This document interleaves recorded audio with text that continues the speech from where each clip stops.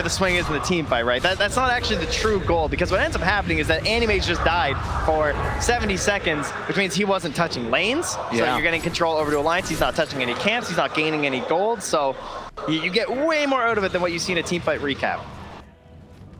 Well, Monet probably going to be a little bit more trepidatious with his jumps forward, as they did catch him.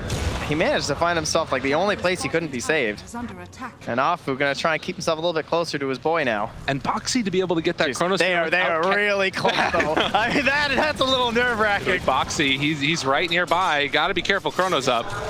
And they have an Observer Sentry combo here in the mid lane. Yeah, so they realize that Boxy is there, invis, and they're going to play it safe now. Back out afterwards. But yeah, the ability to get that Chronosphere off without catching any of his teammates either.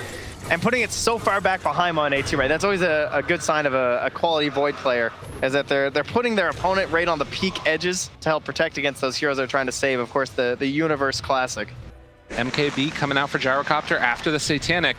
I mean, he's getting big. He's getting real big. Alliance getting the items that they need. And there always is this factor that comes about with anti-mage drafts sometimes where he eventually does top out.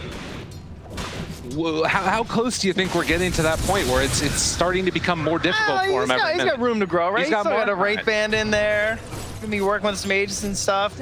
I mean, Gyro as well, as you're saying, it's kind of reaching that same point too, but I'm looking beyond those two because, you know, those guys are the story of the whole game. So the question is, what is everyone else in your team doing? How are they growing from there? And to me, I'm looking at how, like, Taiga can just have such a big impact in these team fights now, right? Like, one Terrorize catching out someone who didn't pop their BKB or someone who doesn't have one yet still, like Setsu, because he is saving buyback, perhaps after seeing what happened to Monet, to ensure his team. And there we go. So does he have enough for the buyback? No, he doesn't actually. So yeah, he's got 350 gold. That's 100 gold away. He'll be there. All right, he got some more. We'll be fine. But getting ready for that next Roche fight, and as you can see on that timer, about a minute away before it will respawn. Oh, I see Boxy's opted back for the BKB in his quick buy. I'm very curious. He was looking at Lincoln's after he got abyssal twice. But there we go. He buys out now. Oh my goodness. On the Faceless Void, all or nothing on this next team fight. Buybacks for the Dire. It is only Koikfa, and no one is particularly close. Maybe Insania is going to have one. So if we get a Roche engagement, Alliance aren't coming back. They don't have the Shrine though, right? So they know that they can't be there in time. It's more likely you're going to be valuable with this BKB rather than your buyback, because it's going to take you forever to get back into this fight. Separated a little bit, but Monet is on the low ground.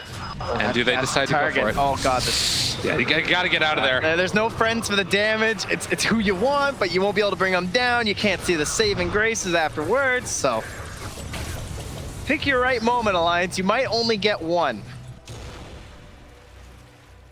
41 minutes in, and Roche has respawned.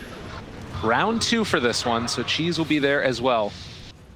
And with a 2,000 gold lead, but no Shrine, it does feel like RNG is going to be the team that will be more favored in this. And as you mentioned, Alliance trying to make up for that by getting those valuable items early and often. Now, Alliance, they're actually just walking in. And Lennon sees this. Boxy is nearby. Oh, Monet. That was instant. They have the missile. They know Boxy jumps forward, gets the catch on both of them. That's the save hero, but no, the disruption, the secondary save is there afterwards. They have the long duration Terrorize, jumping forward, trying to find the kill. Can they bring him down in time? The pullback comes, and they bring him down. Buyback comes from Monet, though. They gotta be careful. They're out of everything. Gotta run, gotta hide, gotta see if they can escape, but it won't happen for at least the Dark Willow, and looking like Insania is also in the grave as RNG take control of this map with the buyback coming from Monet. The ultimate counter to they have it! The missile fight, they got a quad, he's out of mana! Gyrocopter in trouble, Boxy able to escape, but maybe not so lucky for Mickey. He's trying to get out of here. Satanic has already popped, everything has already been used. Koikfa trying to buy some space for his carry. Is it gonna happen? He's not getting out of there either! Woo! Setsu!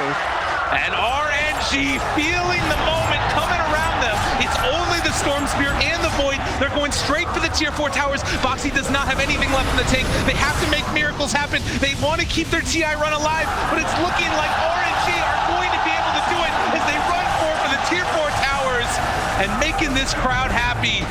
Crystal Maiden is back up again, but they need everything and a little bit more. Alliance still trying to hold on, but RNG, GG is going to be called as they take it. 43 minutes into the game, we have ourselves a match where both sides really, they had their chance, right?